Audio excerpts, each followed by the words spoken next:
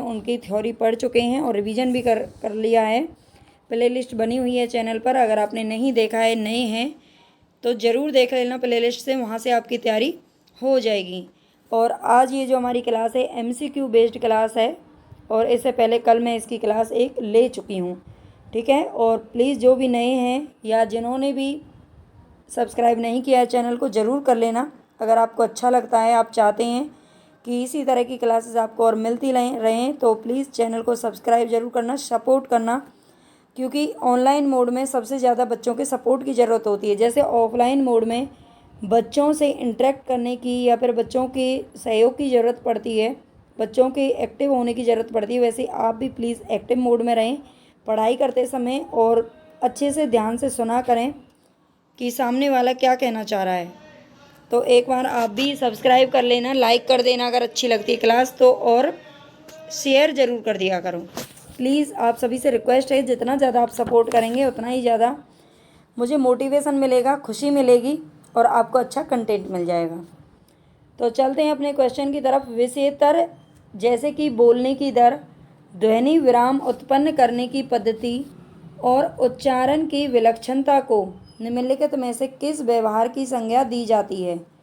तो विषयेतर जैसे बोलने की दर, ध्वनि विराम उत्पन्न करने की पद्धति और उच्चारण की विलक्षणता को किस व्यवहार की संज्ञा दी जाती है। परावैक्तिक, अनुप्राणित, पराभाषिक या अनैच्छिक। तो बताएं इसमें से कौन सा सही होगा।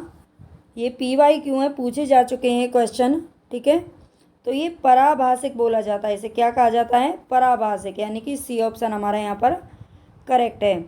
आगे देखते हैं, कक्षा में निम्नलिखित में से किसके कारण प्रतिपुष्टि में विलंब हो सकता है। किसके कारण प्रतिपुष्टि आप जानते ही हैं, ये फीडबैक को कहा जाता है, ठीक है। फीडबैक यानी कि जो किसी संदेश के बाद दिया जाता है। तो प्रतिपुष्टि में विलंब हो सकता है किसके कारण, प्रौद्योगिकी का उपयोग, विस्तारित संप्रेषण, शब्दार्थ शोर, प्रतिभागी वातावरण। तो बिल्कुल इसमें कौन सी बाधा आपको दिख रही है, शब्दार्थ शोर। जो शोर होता है उसके कारण क्या हो जाता है, फीडबैक में विलंब हो सकता है। सादृश्य संप्रेषण में से विषय वस्तु को माना जाता है क्या। सादृश्य जो संप्रेषण होता है उसमें विषय वस्तु को क्या माना जाता है, अभिसारी, स्थिर, भौतिक या अलौकिक। तो बताइए इसको क्या माना जाता है। सादृश्य संप्रेषण में से विषय वस्तु को माना जाता है स्थिर। क्या माना जाता है, स्थिर माना जाता है। नेक्स्ट देखते हैं। और हाँ, एक बात और बता देती हूँ आपको, अगर अपने टेलीग्राम चैनल पर आपको PDF चाहिए तो प्लीज़ थोड़ा सा वेट करना होगा। मैं संडे को PDF डाल दिया करूँगी। ये जो हमारा फर्स्ट पेपर चल रहा है, सेकंड पेपर की तो जो हिंदी की हमारी तैयारी हो रही है उसकी तो मैं PDF साथ ही साथ डाल रही हूँ, वो आप देख सकते हैं, ठीक है। टेलीग्राम को ज्वाइन कर लेना। और इसके अलावा हम जो हमारा फर्स्ट पेपर है, इसके MCQ वगैरह हैं, तो इनकी PDF बनाने में थोड़ा सा टाइम लगता है, जो कि मुझे पूरे हफ्ते भर नहीं मिल पाता। तो मैं संडे को आपको सारी PDF एक साथ डाल दिया करूँगी, ठीक है। वहाँ से आप रिवीजन कर लेना, क्योंकि संडे को क्लास नहीं हो पाती। तो सुमेलित करना है आपको संप्रेषण के तत्व, प्रकर्म भाग का वितरण। तो ये संप्रेषण के तत्व आपको दे रखे हैं, संप्रेषण, आग्राहक, संदेश और माध्यम। यहाँ प्रकर्म भाग का वितरण दे रखा है, तो इनके आपको क्या करना है, मैच करना है। संप्रेषण, ये संप्रेषण नहीं है बल्कि संप्रेषक है। तो जो संप्रेषक होता है वो किससे संबंधित है, संवेदी अंग से, ठीक है, संवेदी अंग से संबंधित होता है। आग्राहक वैद्युत चुंबकीय आवेग से संबंधित है। संदेश किससे संबंधित है, तो एक केंद्रीय स्नायु तंत्र से संबंधित है। और माध्यम की बात करें तो मस्तिष्क से संबंधित होता है, ठीक है। संप्रेषण के तत्व और प्रकर्म भाग का वितरण, यानी कि जो संप्रेषक वो हमारे संवेदी अंग होते हैं। आग्राहक क्या होता है, वैद्युत चुंबकीय आवेग। संदेश केंद्रीय स्नायु तंत्र। माध्यम मस्तिष्क होता है। आगे चलते हैं। नेक्स्ट क्वेश्चन है हमारे यहाँ पर, एक क्लासरूम स्थिति की दशा में एक शिक्षक किसी समस्या के हल पर पहुंचने में समूह चर्चा का आयोजन करता है। प्रयुक्त संचार के प्रतिमान की दृष्टि से इसे क्या कहा जाएगा? एक क्लासरूम स्थिति की दशा में एक शिक्षक है जो किसी समस्या के हल पर पहुंचने में समूह चर्चा का क्या करता है? आयोजन करवाता है। तो इसे संचार के प्रतिमान की दृष्टि से क्या कहा जाएगा? क्रियान्वितकारी प्रतिमान, अंतर क्रिया प्रतिमान, क्षैतिज प्रतिमान या फिर रैखिक प्रतिमान। तो इसे क्या बोला जाएगा बताइए?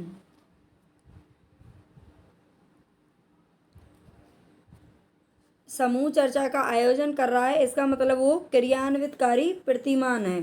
ठीक है, इसे क्या कहा जाएगा? क्रियान्वितकारी प्रतिमान कहा जाएगा। आज का मीडिया समाज समीकरण मुख्यतः क्या है? आज का मीडिया समाज समीकरण मुख्यतः क्या है? रहस्यमयी, नैतिक रूप से विवश, उपभोक्ता सचेत, परंपरा केंद्रित। तो आज का मीडिया समाज किसके मुख्यतः क्या होता है? उपभोक्ता सचेत होता है। ठीक है, जो मीडिया है उपभोक्ता सचेत है, वो ध्यान रखता है कि सामने वाले को किस तरह से क्या देना है और मतलब किस तरीके से उपभोक्ता सचेत होता है। कहने का मतलब ये है कि सामने वाले जो उपभोक्ता, आप जानते ही हैं, जो कंज्यूमर होता है यानी कि जो ग्राहक होता है उसको उपभोक्ता बोला जाता है। ठीक है, किसी चीज़ का उपभोग करता है तो उसको ध्यान में रख करके ही सारी चीज़ें की जाती हैं। संप्रेषण के संज्ञानात्मक क्षेत्र में निम्नलिखित में से किससे संबंधित मामले शामिल रहते हैं? तो संवेग, ज्ञान, भ्रांति या पलायनवाद। तो संज्ञानात्मक क्षेत्र, आप जानते हैं संज्ञानात्मक जो सिद्धांत दिया था वो किसने दिया था? पियाजे के द्वारा दिया गया था।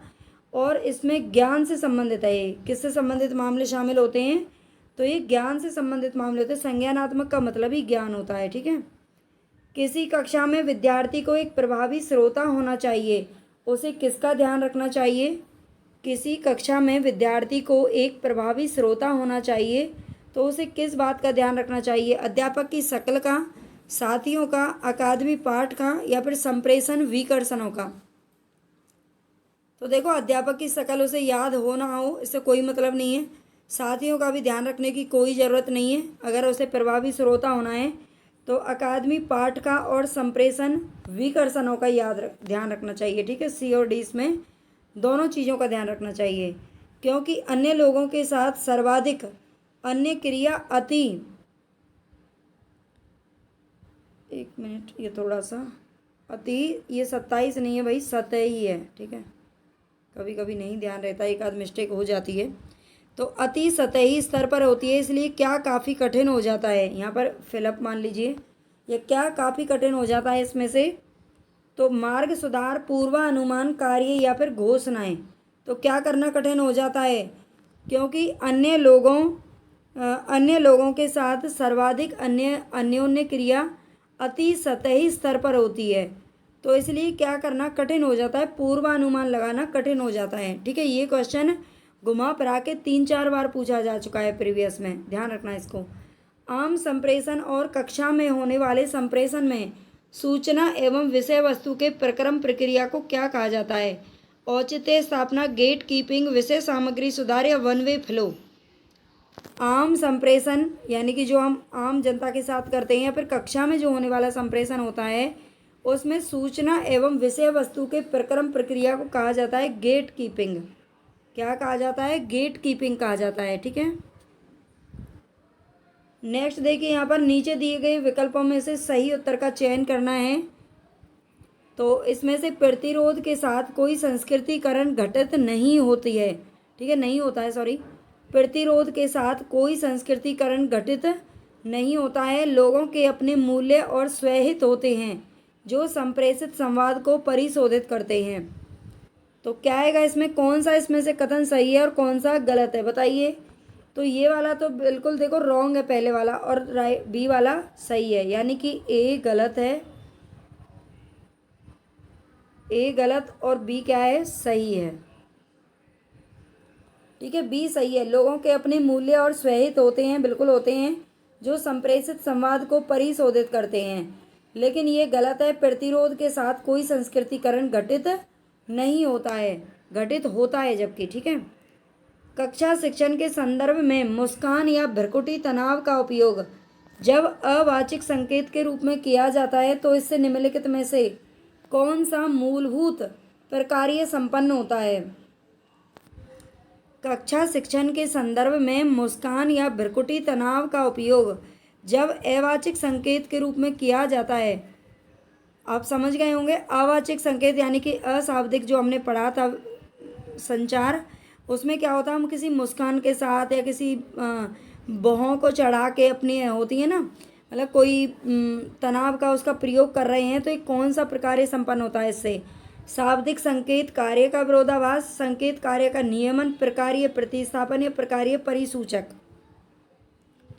तो बताइए इसमें से कौन सा हमारा राइट ऑप्शन होगा? प्रकार्य प्रतिस्थापन। क्या होता है? प्रकार्य प्रतिस्थापन संपन्न होता है। ठीक है। अवाचिक संप्रेषण मुख्यतः होता है यांत्रिक, समावयवी, असंरचित या संरचित। अवाचिक संप्रेषण क्या होता है? असंरचित होता है। ठीक है, असंरचित यानी कि सी हमारा सही है। निम्नलिखित में से किन तत्वों को कक्षा में अच्छे संप्रेषण के लिए अपनाना चाहिए? मूर्तता, शिष्टाचार, अड़ंगेबाजी, काल्पनिकता या फिर सुसंगति। किन तत्वों को कक्षा में अच्छे संप्रेषण के लिए अपनाना चाहिए, अच्छे संचार के लिए? तो मूर्तता, बिल्कुल हमें मूर्तता को अपनाना चाहिए। शिष्टाचार बिल्कुल होना चाहिए। ठीक है, और सुसंगति होना चाहिए। अड़ंगेबाजी और काल्पनिकता का स्थान इसमें नहीं होता है। ठीक है, ए, बी और ई हमारे क्या हैं? करेक्ट ऑप्शन है। कक्षागत स्थिति में संप्रेषण करते समय कौन से उपागम को सर्वाधिक उपयुक्त माना जाता है? कक्षागत स्थिति में संप्रेषण करते समय कौन से उपागम को सर्वाधिक उपयुक्त माना जाता है? दृढ़ एवं अनुरूपात्मक, तकनीकी एवं आधिपत्यकारी, निजी एवं अनुसरणकारी, तदनुभूतिक एवं प्रयोजनवादी। तो कौन से उपागम को सर्वाधिक उपयुक्त माना जाता है? बताइए। तदनुभूतिक एवं प्रयोजनवादी को माना जाता है। ठीक है, सबसे अधिक उपयुक्त माना जाता है। कक्षागत अनुदेशन के अंतर्गत संप्रेषण की प्रभाविता को कौन सबसे ज़्यादा प्रभावित करेगा? कक्षागत अनुदेशन के अंतर्गत संप्रेषण की प्रभाविता को कौन सबसे ज़्यादा प्रभावित करेगा? शिक्षक का विषय संबंधी ज्ञान, शिक्षक की अकादमिक बुद्धिमत्ता और व्यक्तित्व संबंधी विशेषताएं, शिक्षण कार्य की क्रियान्विति के समय शिक्षक द्वारा वरीयता दी गई शैली, या प्रस्तुतिकरण के समय शिक्षक द्वारा प्रयुक्त शिक्षण उपकरण। तो बताइए यहाँ पर कक्षागत अनुदेशन के अंतर्गत संप्रेषण की प्रभाविता को कौन सबसे ज़्यादा प्रभावित करेगा? कौन सा सही होगा हमारे यहाँ पर ऑप्शन? शिक्षण कार्य की क्रियान्विति के समय, शिक्षण कार्य की क्रियान्विति के समय शिक्षक के द्वारा वरीयता दी गई जो शैली होती है, ये सबसे ज़्यादा इम्पोर्टेंट होती है। ठीक है, कक्षा में जो संप्रेषण होता है, वो जो शिक्षक कार्य जो भी क्रियान्विति कर रहा है, जो भी क्रिया कर रहे हैं, शिक्षक के द्वारा जो जिस शैली को वरीयता दी जाती है, जो शैली अपनाई जाती है, वो सबसे ज़्यादा प्रभावित होती है। प्रभावी आग्रही संप्रेषण, प्रभावी आग्रही संप्रेषण जो लिखित या वाचिक रूप में हो के लिए प्रभावी निर्धारक निम्नलिखित में से कौन सा है? प्रभावी आग्रही संप्रेषण जो लिखित या वाचिक रूप में हो। देखो, कभी भी आपने देखा होगा बहुत से लोग होते हैं जो मैं को हम कह करके बुलाते हैं, मतलब अपने लिए यूज कर रहे हैं कि हमें खाना खाना है, हमें बाहर जाना है, हमें पढ़ना है, हमें सोना है, मतलब अपने लिए।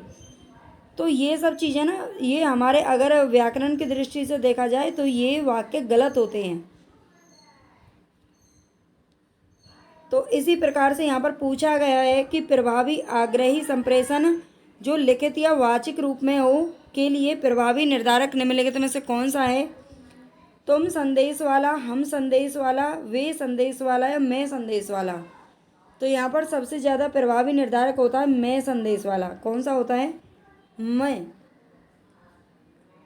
मैं संदेश वाला होता है। एक विश्वविद्यालय शिक्षक अपनी कक्षा में बहुत प्रभावित वर्णनात्मक प्रस्तुति करती है या करता है, तो विद्यार्थियों पर इसके प्रभाव के बारे में चिंता किए बगैर यह निम्नलिखित में से किसका उदाहरण है? उदग्र संप्रेषण प्रतिमान, अंतः क्रियात्मक संप्रेषण प्रतिमान, क्रियान्विति परक संप्रेषण प्रतिमान या सत्तात्मक संप्रेषण प्रतिमान। एक विश्वविद्यालय शिक्षक यानी कि एक प्रोफेसर है और वो अपनी कक्षा में बहुत प्रभावित वर्णनात्मक प्रस्तुति करती है या करता है, प्रोफेसर है या लड़की है, मतलब लेडी है, जेंट्स है, जो भी है, वो विद्यार्थियों पर इसके प्रभाव के बारे में चिंता किए बगैर, ठीक है, प्रस्तुत करता है। तो किसका उदाहरण है? उदग्र संप्रेषण उदाहरण है ये, ठीक है, उदग्र संप्रेषण प्रतिमान का उदाहरण है। उदग्र बोलते हैं वर्टिकल को, ठीक है, उदग्र का मतलब होता है वर्टिकल। कौन सा अनुक्रम शिक्षक और विद्यार्थियों के बीच में उदग्र संप्रेषण प्रतिमान को सही रूप से प्रदर्शित करता है? तो बताएं यहाँ पर कौन सा अनुक्रम है जो शिक्षक और विद्यार्थियों के बीच उदग्र संप्रेषण प्रतिमान को सही रूप से प्रदर्शित करता है? कूट संकेतन, संकेत, संदेश, चैनल, चैनल, संदेश, संकेत, कूट संकेतन, संकेत, संदेश, कूट संकेतन या चैनल। तो इसमें से सबसे पहले क्या होता है? कूट संकेतन, इसके बाद संकेत और संदेश और फिर आता है चैनल यानी कि माध्यम, ठीक है। कूट संकेतन, संकेत, संदेश और चैनल जो वर्टिकल संप्रेषण होता है ये उसे सही तरह से प्रदर्शित करता है। नेक्स्ट क्वेश्चन है हमारा, नेक्स्ट एंड लास्ट। मौखिक संप्रेषण में शब्द निम्नांकित में से किसका कार्य करते हैं? रिक्त स्थान पूरक, अलंकारिक, संकेतक या निष्क्रिय अवरोध। तो मौखिक संप्रेषण में शब्द निम्नांकित में से किसका कार्य करते हैं?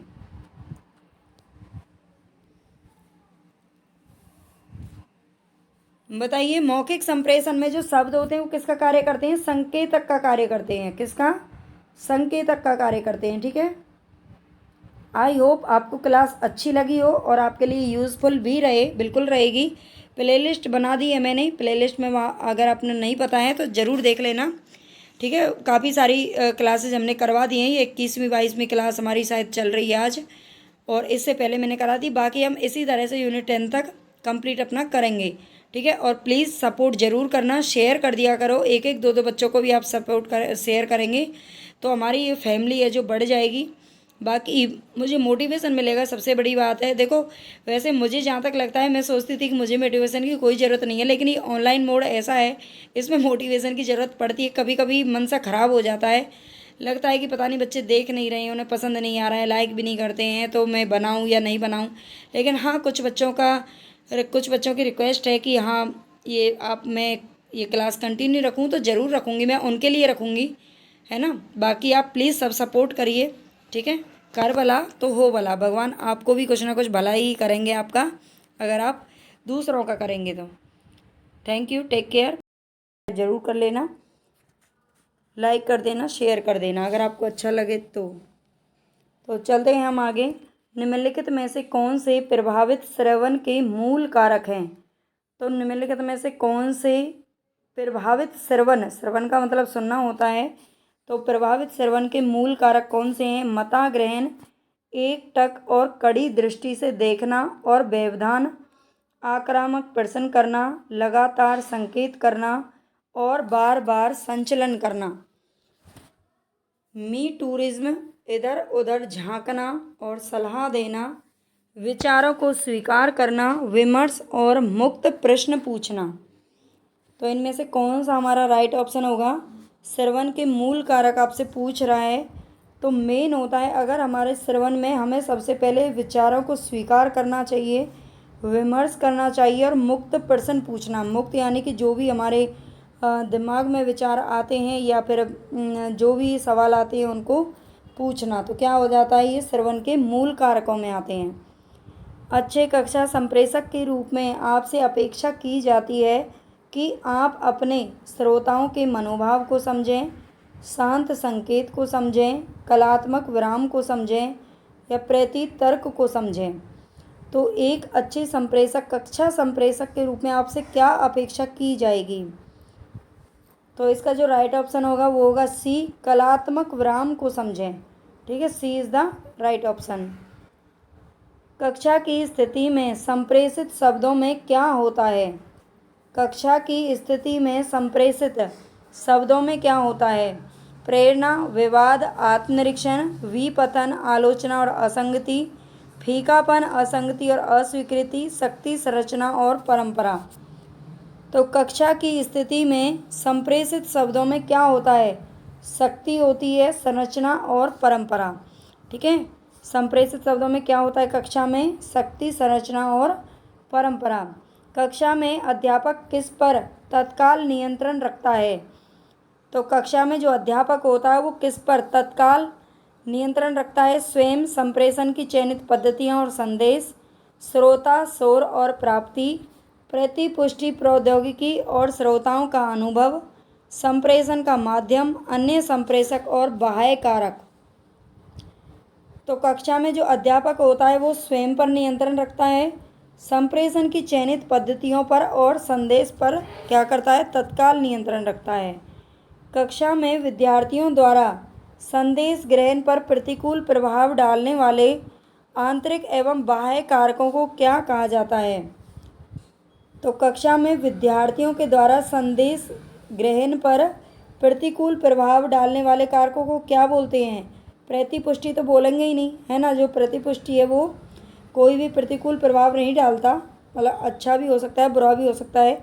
और विखंडन, प्रवहन या फिर शोर, तो इसमें क्या आएगा? शोर आएगा। जो शोर होता है, नॉइज़ जो होता है, वो क्या होता है? आंतरिक और बाह्य कारकों में प्रतिकूल प्रभाव डालने वालों में कारकों में गिना जाता है। वीडियो कॉन्फ्रेंसिंग को निम्नलिखित प्रकार के संचार में वर्गीकृत किया जा सकता है। तो वीडियो कॉन्फ्रेंसिंग को किस प्रकार के संचार में वर्गीकृत किया जा सकता है? दृश्य एक तरफा, यानी कि एक तरफ सिर्फ देखना। दृश्य श्रव्य एक तरफा, केवल एक ही तरफ सुनना और देखना। दृश्य श्रव्य दो तरफा, मतलब दोनों तरफ से। देखो, वीडियो कॉन्फ्रेंसिंग का मतलब तो यही, कोई एक आदमी तो अकेला तो करेगा नहीं, वो दोनों तरफ से ही जो वीडियो कॉन्फ्रेंसिंग है वो दोनों तरफ चलेगी। ठीक है, तो इसमें दिखाई भी देता है और सुनाई भी देता है। वीडियो का मतलब यही है कि उसमें दिखाई दे, वीडियो उसी को बोलते हैं। ठीक है, जिसमें दिखाई भी दे और सुनाई भी दे, ये दो तरफा होता है। दिखाई भी देता है और सुनाई भी देता है। एक उत्तम संप्रेषक अपना प्रस्तुतिकरण निम्नलिखित में से किससे शुरू करता है? तो एक उत्तम जो संप्रेषक होता है वो किससे अपना प्रस्तुतिकरण शुरू करता है? गैर अनुमिति, पुनरावृत्ति, पदबंध, सुगम पूर्वाभ्यास या जटिल प्रश्नों से। तो बताइए, एक उत्तम संप्रेषक किससे शुरू करता है अपना प्रस्तुतिकरण? तो ये जटिल प्रश्नों से करता है। किससे करता है? जटिल प्रश्नों से। रेडियो में FM स्टेशन का मुख्य उद्देश्य क्या है? सूचना, मनोरंजन तथा पर्यटन। जो FM स्टेशन बनाया गया है, ये रेडियो वगैरह जब हमने थ्योरी पढ़ी थी तो इनके बारे में पढ़ा था। आपने अगर थ्योरी नहीं पढ़ी है, नए हैं चैनल पर, तो ज़रूर देख लेना, क्योंकि जब तक आप थ्योरी नहीं पढ़ेंगे, जब तक आपको कंटेंट की समझ नहीं आएगा, तब तक क्वेश्चन करने का कोई फ़ायदा नहीं होता। तो पहले, अभी टाइम है पेपर में, आप थ्योरी ज़रूर पढ़ लें और उसके बाद ही रिवीजन करें। ठीक है, और भले ही पेपर से 1 महीने पहले केवल और केवल आप रिवीजन, MCQ टेस्ट जो भी आपको करना है वही करें। उससे पहले अभी हमारे पास टाइम है, तो थ्योरी ज़रूर पढ़ लेना। तो रेडियो में FM स्टेशन का मुख्य उद्देश्य क्या है? सूचना, मनोरंजन तथा पर्यटन। मनोरंजन, सूचना तथा अंतर संवाद। पर्यटन, अंतर संवाद तथा मनोरंजन, या केवल मनोरंजन। तो FM स्टेशन का जो मुख्य उद्देश्य है वो मनोरंजन करना भी है, सूचना देना भी है और अंतर संवाद भी करना है। ठीक है, तीनों ही चीज़ें होती हैं। भारत में मोबाइल फ़ोन की सेवा प्रथम बार देने वाली कंपनी कौन सी थी? मोबाइल फ़ोन की सबसे पहले सेवा किस कंपनी ने दी है भारत के अंदर, पूछ रहा है। तो ये कौन सी कंपनी है? SR, BPL, हचीसन या एयरटेल? ये BPL कंपनी है। कौन सी है? BPL। ठीक है, बिलो पॉवर्टी लाइन नहीं है ये, वो BPL होता है ना, BPL राशन कार्ड, वो चीज़ नहीं है, मतलब BPL कंपनी का नाम है। इंटरनेट पर संचार बातचीत है। इंटरनेट पर संचार बातचीत कौन से उसमें आता है संचार में? मौखिक संचार, गैर मौखिक संचार, समानांतर संचार या ग्रेप वाइन संचार। तो इंटरनेट पर जो संचार होता है वो किस में आता है? समानांतर संचार में आता है। ठीक है, पैरेलल जो संचार है उसमें आता है। संचार वृत्ताकार हो जाता है जब डिकोडर एनकोडर बन जाता है, प्रतिपुष्टि का अभाव होता है, स्रोत विश्वसनीय होता है, चैनल निर्बाध होता है। तो संचार वृत्ताकार, वृत्ताकार मतलब ऐसे कब बन जाता है, जब डिकोडर एनकोडर बन जाता है। ठीक है, डिकोडर एनकोडर बन जाता है तो संचार क्या हो जाता है, वृत्ताकार हो जाता है।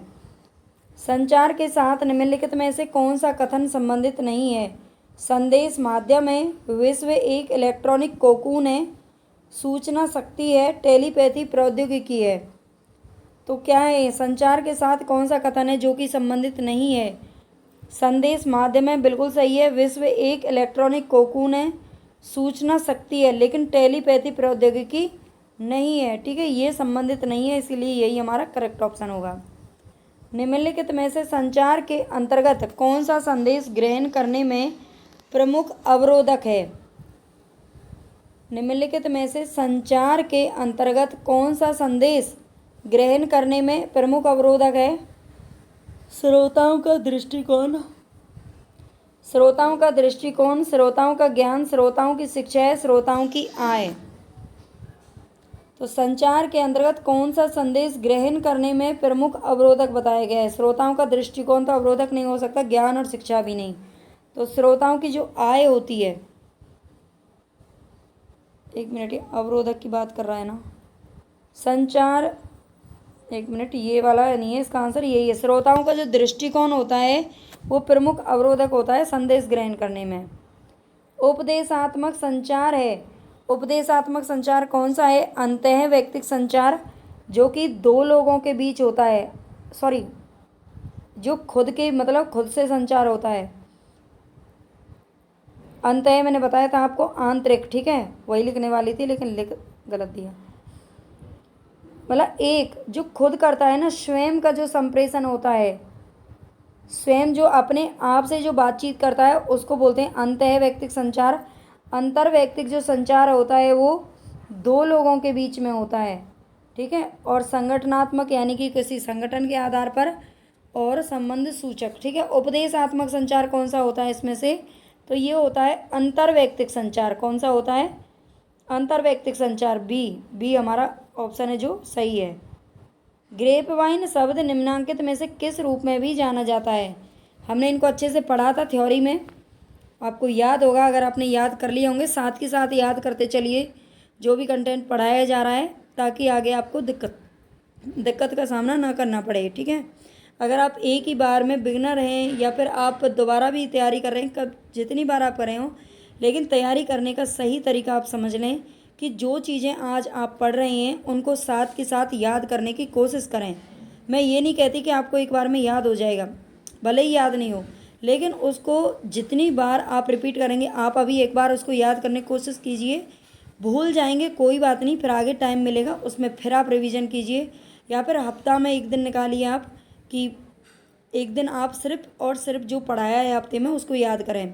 इसलिए मैंने सोचा है कि मैं संडे को क्लास नहीं दे भी नहीं पाती, बहुत काम हो जाता है ना। तो इसीलिए आप संडे को ज़्यादा से ज़्यादा चीज़ों को याद कीजिए, और इनकी जो भी PDF हैं फर्स्ट पेपर की, वो मैं कल आपको टेलीग्राम पे भी सेंड कर दूंगी। ठीक है, तो आप टेलीग्राम चैनल भी ज्वाइन कर लेना, डिस्क्रिप्शन बॉक्स में आपको लिंक दे रखा है, वहाँ से आपको ज्वाइन कर लेना है। वहाँ पर मैं सारी PDF डाल दूँगी। और इसके अलावा अगर आप हिंदी की तैयारी कर रही हैं तो हिंदी की भी क्लास हमारी चल रही है, UGC नेट या HPSC के लिए तो रेगुलर चल ही रही है। इसके अलावा हिंदी साहित्य की एक क्लास मैंने रात को 8:30 बजे आपको लाइव क्लास मिलेगी, मैंने अभी 2 दिन से ली है।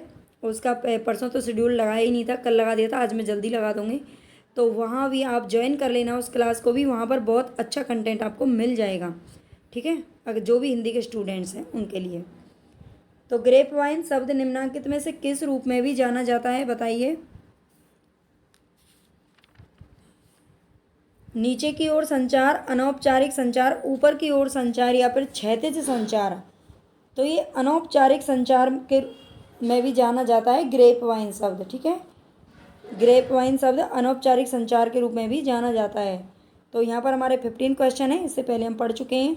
और प्लीज़ चैनल को सब्सक्राइब ज़रूर कर लेना भाई, आप नहीं करते हैं, बड़ा डिमोटिवेशन सा अंदर से आ रहा है, लेकिन आने नहीं दूंगी, मुझे देनी है क्लास तो आपको, कोई बात नहीं, आप अपना फ़र्ज़ निभाइए, मैं अपना फ़र्ज़ निभाती हूँ। तो सम्मिलित करती है, तो संप्रेषण में संवृत्ति शास्त्रीय व्याख्या किसको सम्मिलित करती है? सामूहिक अनुभव, गौण अनुभव, निजी अनुभव या अप्रत्यक्ष अनुभव? तो बताइए यहाँ पर संवृत्ति शास्त्रीय व्याख्या किसको सम्मिलित करती है? तो इसका जो राइट ऑप्शन होगा वो होगा निजी अनुभव। क्या होगा? निजी अनुभव, यानी कि जो अपना व्यक्तिगत अनुभव होता है उसे निजी अनुभव बोलते हैं। निम्नलिखित में से कौन सी संप्रेषण के रेखीय मॉडल की मुख्य विशेषताएं हैं? तो संप्रेषण के रेखीय मॉडल की मुख्य विशेषताएं कौन सी हैं? एक मार्गी संप्रेषण, छल योजित प्रतिपुष्टि, शोर की अनुपस्थिति, जन संप्रेषण हेतु प्रयुक्त प्रेषक केंद्रित संप्रेषण। तो रेखीय मॉडल यानी कि जो एक रेखा में ही चलता है उसको बोलते हैं रेखीय मॉडल। इसकी विशेषताएं बतानी है। एक मार्गी संप्रेषण, बिल्कुल ये एक मार्गी संप्रेषण होता है, एक मार्ग पर ही चलता रहता है, एक लाइन की तरह सीध में चलता है। ठीक है। छल योजित प्रतिपुष्टि इसका नहीं है। शोर की अनुपस्थिति ऐसा भी नहीं होता। जन संप्रेषण हेतु प्रयुक्त होती है। प्रेषक केंद्रित संप्रेषण होता है। ठीक है, प्रेषक केंद्रित संप्रेषण होता है। तो इसके ए, डी और ई तीनों ही जो ऑप्शन है वो एकदम करेक्ट हैं। आगे देखते हैं सूची 1 और सूची 2 को सम्मिलित करना है आपको। मानव विज्ञान, समाज शास्त्र, मनोविज्ञान और प्रबंध। यहाँ पर आपको दे रखा अभिप्रेरणा, पद्धति, संस्कृति और समाज। ठीक है, तो इनका क्या करना है? आपको मिलान करना है। तो मानव विज्ञान किससे संबंधित है? यहाँ पर ये संस्कृति से संबंधित है। किससे संबंधित है? संस्कृति से संबंधित है। और समाज शास्त्र आप जानते हैं समाज के बारे में हमें बताता है। मनोविज्ञान हमें अभिप्रेरणा देता है। और प्रबंध पद्धति होती है एक प्रकार की। ठीक है, प्रबंध एक प्रकार की प्रक्रिया या पद्धति होती है। तो इनके एक बार और अच्छे से आप देख लेना। संप्रेषण में मितव्ययिता के परीक्षण में इसका तत्व शामिल होगा। तो संप्रेषण में मितव्ययिता का मतलब आप समझते होंगे। मितव्ययिता यानी कि जहाँ पर कम खर्च हो। ठीक है, कम खर्च होने वाला, उसके परीक्षण में इसका तत्व शामिल होगा। तार्किक सरलता, जटिल वैधता, भाव प्रबंध, सामान्यीकरणता, सार ग्रहण। तो संप्रेषण में मितव्ययिता के परीक्षण में कौन सा तत्व शामिल होगा? तार्किक सरलता। कौन सा होगा? तार्किक सरलता, यानी कि A is the correct option. Media के द्वारा संप्रेषण किसको परिलक्षित करता है? मीडिया के द्वारा संप्रेषण किसको परिलक्षित करता है? संप्रेषक की सांस्कृतिक पृष्ठभूमि, वंचितों की सामाजिक अपेक्षाएं नहीं, समाज की नैतिक आकांक्षाओं को भी नहीं, और भाषा का बहुसंख्यावादी प्रभुत्व भी नहीं। मीडिया के द्वारा जो संप्रेषित होता है वो संप्रेषक की सांस्कृतिक पृष्ठभूमि को परिलक्षित करता है। संप्रेषण में प्रेषित संदेश का अर्थ है। संप्रेषण में प्रेषित संदेश का अर्थ क्या है? प्रेषक का क्रियाकलाप, प्राप्तकर्ता का क्रियाकलाप, चैनल का क्रियाकलाप या फिर सहयोगात्मक क्रियाकलाप। बिल्कुल सहयोगात्मक क्रियाकलाप संप्रेषण में प्रेषित संदेश का अर्थ होता है। ठीक है, जो संदेश भेजा जाता है उसका अर्थ होता है सहयोगात्मक क्रियाकलाप। आगे हमारा क्वेश्चन है 7th, अशाब्दिक संप्रेषण की निम्नलिखित में से कौन सी विशेषताएं हैं? अशाब्दिक संप्रेषण की कौन सी विशेषताएं इसमें से? इसका सीमित अर्थ होता है, इसका प्रतिनिधान नहीं होता है। इसका क्या नहीं होता? प्रतिनिधान नहीं होता। यह संदर्भात्मक अर्थ संप्रेषित करता है। यह प्राप्तकर्ताओं को प्रभावित कर सकता है। यह निजी संबंधों पर प्रभाव डाल सकता है। जो अशाब्दिक संप्रेषण होता है ये हमने पढ़ा था बहुत बढ़िया तरीके से। तो ये निजी संबंधों पर प्रभाव डालता है, बिल्कुल। यह प्राप्तकर्ताओं को प्रभावित भी करता है। यह संदर्भात्मक अर्थ संप्रेषित करता है। इसका प्रतिनिधान नहीं होता, ऐसा नहीं होता। इसका सीमित अर्थ भी नहीं होता, व्यापक अर्थ होता है बल्कि अशाब्दिक संप्रेषण का। निम्नलिखित में से किसमें स्नोबॉल प्रतिचयन विधि का प्रयोग किया जा सकता है? तो स्नोबॉल प्रतिचयन विधि का प्रयोग किस में किया जाता है? ऐतिहासिक शोध, निर्जातीय शोध, विषय वस्तु विश्लेषण या वृत्तांत विश्लेषण। ये शोध का ही क्वेश्चन है, उसमें भी आया था ये और यहाँ पर भी आया है। ठीक है, तो ये इसमें आएगा निर्जातीय शोध, जिसको क्रियात्मक शोध भी कहा जाता है। जन संप्रेषण प्रक्रिया में निम्नलिखित तत्वों के सही अनुक्रम को बताना है आपको। ठीक है, चयनित उद्भाषण, पूर्वाग्रह की पुष्टि, संज्ञानात्मक विसंगति, चयनित अवधान, सर्वांगसम सूचना। तो सबसे पहले यहाँ पर आपको देखना है जन संप्रेषण जो प्रक्रिया होती है उसमें तत्वों का सही अनुक्रम बताना है। सबसे पहले चयनित उद्भाषण, पूर्वाग्रह की पुष्टि होनी चाहिए, संज्ञानात्मक विसंगति, चयनित अवधान और सर्वांगसम सूचना। इसका बिल्कुल यही करेक्ट है, ये क्रम से ही दिए गए हैं, ठीक है। तो यही इसका राइट ऑप्शन है, राइट आंसर है यही। चलते हैं आगे। और नेक्स्ट क्वेश्चन पढ़ने से पहले मैं आपको एक बार बता देती हूँ कि टेलीग्राम चैनल की लिंक डिस्क्रिप्शन बॉक्स में दे रखी है। आप अगर टेलीग्राम चैनल ज्वाइन करना चाहते हैं, वहाँ से इसकी पीडीएफ वगैरह पढ़ना चाहते हैं, अभी मैंने फर्स्ट पेपर की डाली नहीं है, मैं हिंदी साहित्य की वहाँ पर डाल देती हूँ हिंदी के लिए। अगर आपको इसकी भी चाहिए तो प्लीज़ मुझे कमेंट में बता देना, ठीक है। अगर आप नोट्स बना रहे हैं तो अच्छी बात है, नहीं भी बना रहे हैं, होता है कई बार कि बहुत से बच्चे हैं, देखो खाली पढ़ने वाले तो हैं नहीं, साथ में जॉब भी करते हैं, और जो जॉब करते हैं उनके पास इतना टाइम नहीं होता कि वो लिख लें। अगर आप लिखना नहीं चाहते हैं तो आपको सारी इसकी जो बिल्कुल लिखे हुए नोट्स मिल जाएंगे, तो वहाँ से आप पढ़ सकते हैं। आप टेलीग्राम को ज्वाइन कर लेना, ठीक है। और मुझे बता ज़रूर देना कमेंट में, अगर आप बताएंगे तभी मैं डालूँगी। निम्नलिखित में से कौन सी एक शब्दार्थ बाधा है? तो इनमें से शब्दार्थ बाधा कौन सी है? टेलीविज़न पर धुंधला चित्र, समाचार पत्र में अस्पष्ट छपाई करना, गतिहीन प्रसारण, लिखावट में व्यक्ति रिक्तता। और देखो, अब मैं आपसे नहीं बोलूँगी कि आप सब्सक्राइब कर लें, लाइक कर लें। अगर आपको अच्छा लगे, आपका मन करे तो कर लेना, नहीं मन करे तो कोई बात नहीं, ठीक है। कौन सी एक शब्दार्थ बाधा है? टेलीविज़न पर धुंधला चित्र, समाचार पत्र में अस्पष्ट छपाई करना, गतिहीन प्रसारण। ये शब्दार्थ बाधा की बात कर रहा है, तो ये लिखावट में व्यक्ति रिक्तता, ठीक है। लिखावट में व्यक्ति रिक्तता ये क्या है? एक शब्दार्थ बाधा है। निम्नलिखित में से कौन संप्रेषित संदेशों की स्वीकृति में अवरोधक है? तो कौन सा संप्रेषित संदेशों की स्वीकृति में अवरोधक है? सकारात्मक अनुभूतियों वाली शरीर भाषा, श्रोता की अभिवृत्ति, विसंकेतक के मूल्य, प्रतिष्ठा टकराव या ज्ञान उद्दीपन। अवरोधक बताने हैं आपको यहाँ से।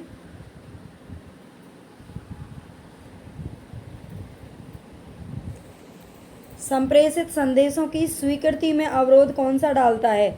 श्रोता की अभिवृत्ति, विसंकेतक के मूल्य, प्रतिष्ठा टकराव, ठीक है। ये तीनों ही क्या डालते हैं? संप्रेषित संदेशों की स्वीकृति में बाधा डालते हैं। जबकि ज्ञान उद्दीपन और सकारात्मक अनुभूतियों वाली शरीर भाषा, ये दोनों ही पॉजिटिव पॉइंट है, तो ये तो नहीं डालेंगे। संप्रेषण की दृष्टि से अध्यापन और अधिगम के अधिकांश ऑनलाइन प्लेटफॉर्म हैं। तो संप्रेषण की दृष्टि से अध्यापन और अधिगम के अधिकांश ऑनलाइन प्लेटफॉर्म कौन से हैं? कैसे होते हैं? सहकालिक, असहकालिक, एक से कोई नहीं तक, या विशिष्ट समय सीमा से बद्ध। तो इसका जो राइट ऑप्शन होगा वो होगा बी, असहकालिक, ठीक है। बी, असहकालिक इसका क्या होगा? आंसर होगा। जब कोई संप्रेषित संदेश किसी दूसरे के संदर्भ पर आधारित होता है तो उसे क्या कहा जाता है? जब कोई संप्रेषित संदेश, मतलब कोई भेजा गया संदेश किसी दूसरे के संदर्भ पर आधारित होता है तो उसे क्या कहते हैं? मेटा संदेश, किसी स्रोत से लिया गया संदेश, संदर्भित संदेश या अनुषंगी संदेश। मेटा संदेश, मेटा अब जो फेसबुक के नाम को भी मेटा कर दिया गया है, मेटा के नाम से जाना जाता है, ठीक है। तो ये मेटा संदेश होता है। निम्नलिखित में से कौन से संप्रेषण के संबंध में सही कथन है? कौन से संप्रेषण के संबंध में सही कथन है? संप्रेषण अपरिहार्य है, संप्रेषण गैर सामाजिक है, बिल्कुल नहीं है, गैर सामाजिक नहीं है, ये सामाजिक है। संप्रेषणात्मक अप्रतिवर्त्य है, संप्रेषण सांस्कृतिक है, संप्रेषण पूरी तरह से वाणिज्यिक है, बिल्कुल नहीं है। पूरी तरह से वाणिज्यिक कैसे हो सकता है संप्रेषण? बाकी इसके जो तीन ऑप्शन है वो करेक्ट हैं। संप्रेषण अपरिहार्य है, अप्रतिवर्त्य है और सांस्कृतिक है, ठीक है। ए, सी और डी इसके क्या है? करेक्ट ऑप्शन है। कक्षा संप्रेषण को अक्सर क्या कहा जाता है? कक्षा संप्रेषण को अक्सर क्या कहा जाता है? अप्रत्यक्ष, असंसक्त, संसक्त या निराकार। तो संसक्त बोला जाता है इसे। निम्नलिखित में से कौन संचार की भौतिक बाधा का उदाहरण है? भौतिक बाधा का उदाहरण पूछ रहा है आपसे, जो फिजिकली बाधा होती है उसको। सांस्कृतिक भिन्नता, शब्द आडंबर, अनवधान, अस्वस्थता। तो अस्वस्थता जो होगी वो क्या होगी? फिजिकल अड़चन होगी, ठीक है। फिजिकली जिसको बोलते हैं अस्वस्थता। कक्षा में भाषिक संकेत तथा अभाषिक संकेत का संदेश में रूपांतरण क्या कहलाता है? कक्षा में भाषिक संकेत तथा अभाषिक संकेत का संदेश में रूपांतरण क्या कहलाता है? प्रतिपुष्टि फीडबैक, संकेतन एनकोडिंग, विसंकेतन डिकोडिंग, विपरीत संप्रेषण रिवर्स कम्युनिकेशन।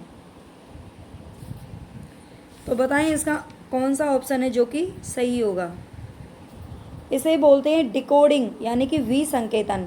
ठीक है, क्या बोलते हैं? विसंकेतन बोलते हैं डिकोडिंग। संचार की आवश्यकता क्यों है?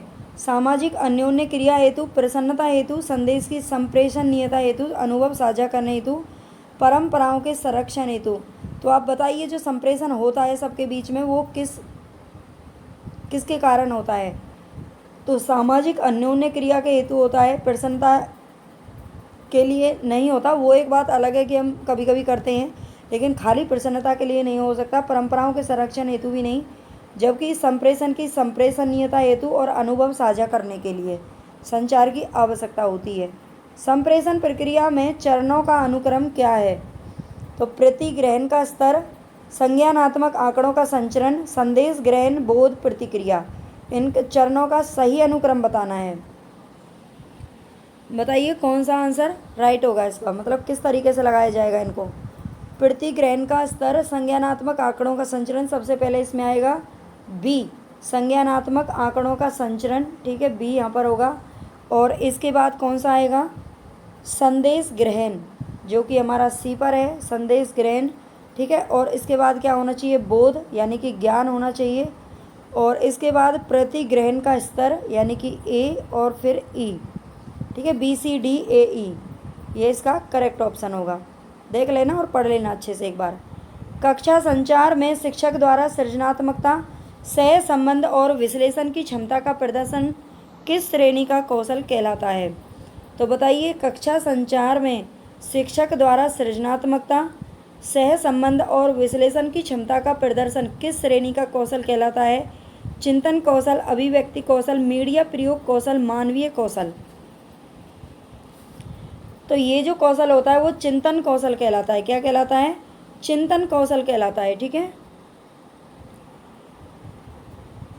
विद्यार्थियों द्वारा कक्षा में प्रभावी ढंग से सुनने का आधार क्या है? विद्यार्थियों द्वारा कक्षा में प्रभावी ढंग से सुनने का आधार क्या है? शिक्षक के प्रति सहानुभूति, अनौपचारिक शिक्षा में रुचि, तदनुभूतिक अधिगम, स्मरण करने की चाह। तो विद्यार्थियों द्वारा कक्षा में प्रभावी ढंग से सुनने का आधार क्या है? तद अनुभूतिक अधिगम है। क्या है? तद अनुभूतिक अधिगम। ठीक है, ये प्रभावी ढंग से सुनने का आधार है। कक्षा में संप्रेषण के अंतर्गत अवरोधों को दूर करने के लिए कौन उपयोगी है? कक्षा में संप्रेषण के अंतर्गत अवरोधों को दूर करने के लिए कौन उपयोगी है? शब्दाडंबर के स्तर की पहचान करना, अपरिचित शब्दों का उपयोग करना, विद्यार्थियों के शब्द ज्ञान की अनदेखी करना, खंडित वाक्य, वाणी में उतार चढ़ाव, भाषण को प्रासंगिक बनाना। तो बताएं अवरोधों को दूर करने के लिए कौन उपयोगी है? तो सबसे पहले तो शब्द आडंबर के स्तर की पहचान होनी चाहिए। अपरिचित शब्दों का उपयोग नहीं करना चाहिए। विद्यार्थियों के शब्द ज्ञान की अनदेखी करना तो अवरोधों को दूर करने के लिए ये उपयोगी नहीं है। ठीक है, खंडित वाक्यों का भी हमें नहीं करना चाहिए, उपयोगी नहीं है ये। वाणी में उतार चढ़ाव होना चाहिए, भाषण को प्रासंगिक बनाना चाहिए। ठीक है,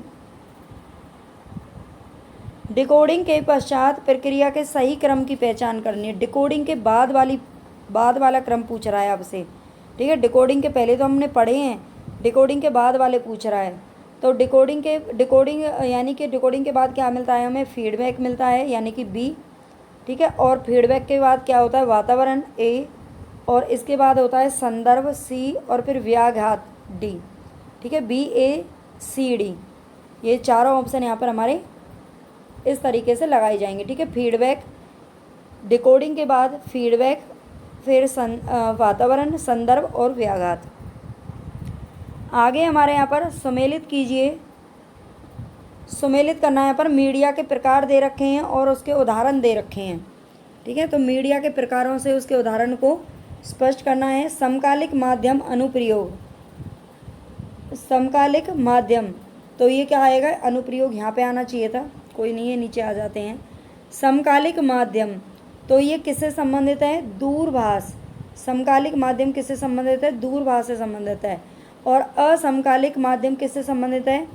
तो ये ईमेल से संबंधित है। किससे संबंधित है? ईमेल से। और घनीभूत माध्यम क्या होता है? अंतरक्रियात्मक मल्टीमीडिया। ठीक है, अंतरक्रियात्मक मल्टीमीडिया। अनुप्रयोगी माध्यम क्या होता है? मल्टीमीडिया का अनुप्रयोग। इनको एक बार आप अच्छे से देख लेना, आप चाहें तो पॉइंट बना करके वैसे मतलब ABCD में ऑप्शन में मिला लेना। मैं वो देती नहीं हूँ क्योंकि मुझे लगता है उनमें ज़्यादा टाइम भी लगता है और ABCD उसमें कन्फ्यूजन भी होता है, फिर ऊपर नीचे करते रहो, इसलिए मैं करती नहीं हूँ, है ना। अगर आपको मतलब आप कहेंगे कि कूट भी रख दिया करें तो बता देना, रख दिया करूँगी। लेकिन मैं अपने हिसाब से तो सही ही कर रही हूँ, आप भी अपने हिसाब से सही कर रहे होंगे ना। जो लाइक सब्सक्राइब करते नहीं है, देखते हैं फिर भी एक लाइक तक नहीं करते हैं, तो हो सकता है मैं भी ठीक ही कर ही रही हूँ। संप्रेषण द्वारा संबंधित होने वाले कौशलों की पहचान कीजिए। वाचन और श्रवण तथा सहायता तथा संभाषण तथा लेखन। तो संप्रेषण द्वारा संबंधित होने वाले कौशलों की पहचान करनी है आपको। यहाँ पर बताएं कौन सा हमारा जो करेक्ट आंसर होगा।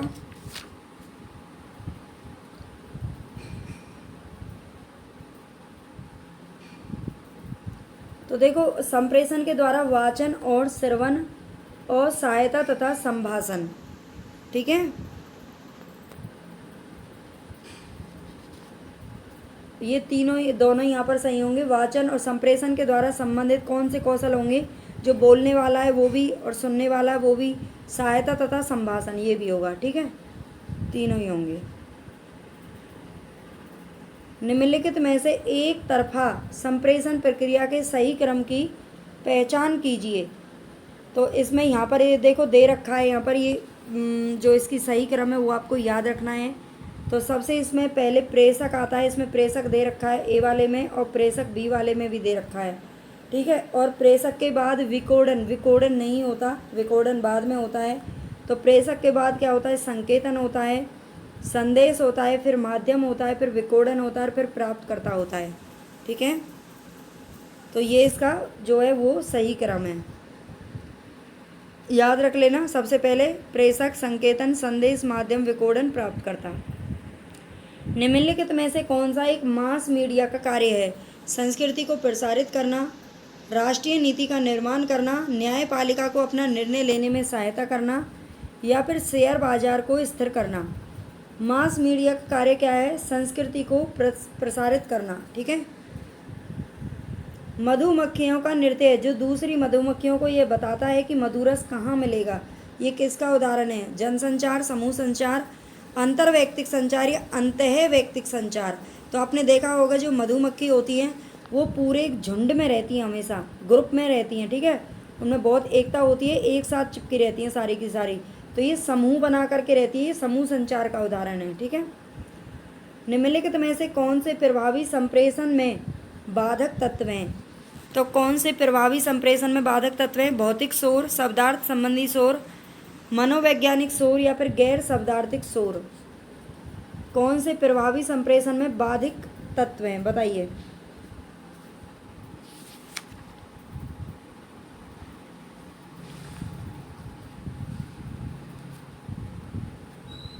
तो यहाँ पर भौतिक शोर, शब्दार्थ संबंधी शोर और मनोवैज्ञानिक शोर, तीनों के तीनों ही क्या हैं? बाधक तत्व हैं। लेकिन ये नहीं है, गैर शब्दार्थिक शोर जो होता है वो संप्रेषण में बाधक हो ही नहीं सकता, जिसमें आवाज़ ही नहीं है। एक अच्छे संप्रेषणकर्ता को निम्नलिखित में से किस सिद्धांत का अनुसरण करना चाहिए? तो किस सिद्धांत का अनुसरण करना चाहिए एक अच्छे संप्रेषणकर्ता को? उसे संगठित रहना चाहिए, उसे दृश्य सामग्री के उपयोग से बचना चाहिए, उसे अधिनायकवादी होना चाहिए, उसे माध्यम से सामंजस्य स्थापित करना चाहिए, उसे कहने की विधा को वरीयता देनी चाहिए। तो उसे सबसे पहले तो क्या होना चाहिए? संगठित रहना चाहिए। अगर खुद ही उथल पुथल है ना, खुद के ही मन में उथल पुथल मची हुई है तो वो क्या ही संप्रेषण कर पाएगा। तो उसे संगठित रहना चाहिए, उसे दृश्य सामग्री की यहाँ पर बात नहीं हो रही, उसे माध्यम से सामंजस्य स्थापित करना चाहिए, उसे कहने की विधा को वरीयता देनी चाहिए। ठीक है, तो यहाँ पर A, D और E इसके क्या है? करेक्ट ऑप्शन है। ठीक है, तो यहाँ पर हमारे ये 30 क्वेश्चन हैं आज। अगर आपको अच्छा लगे तो प्लीज़ लाइक कर देना, अच्छा ना लगे तो कोई बात नहीं, और ना लगे तो ये भी बता देना कमेंट में कि आप लाइक क्यों नहीं करते हो, आपको क्यों पसंद नहीं आती है क्लास। इतना अच्छा कंटेंट मैं आपके लिए लेकर आती हूँ, फिर भी क्या प्रॉब्लम है। और आप सब्सक्राइब करने की बजाय, और पता नहीं बहुत सारे बच्चे जो अनसब्सक्राइब कर रहे हैं, ऐसी क्या वजह है मैं तो नहीं जानती, लेकिन हो सकता है उनकी अपनी कोई वजह हो, ठीक है, उनको नहीं देखना हो। लेकिन प्लीज़ आप जो भी बच्चे देख रहे हैं जिनको फ़ायदा हो रहा है वो तो कम से कम और ज़्यादा से ज़्यादा सपोर्ट करें, शेयर करें, कमेंट करके बता दिया करें। अगर 2 भी कमेंट आते हैं तो लगता है कि हाँ बच्चे देख रहे हैं, तो उनकी वजह से ही कम से कम मुझे थोड़ा सा मोटिवेशन मिलता रहेगा और मैं आपके लिए मेहनत करती रहूँगी। चलिए, टेक केयर, बाय बाय। पढ़ाई करते रहिए, पेपर बहुत पास है, बहुत ज़्यादा दिन नहीं है अभी पेपर में, दिसंबर में होने वाला है एग्ज़ाम, कोई बहुत लंबा टाइम नहीं है। दिसंबर यूँ चुटकियों में निकल जाएगा, आधा तो टाइम त्योहारों में निकल जाना है।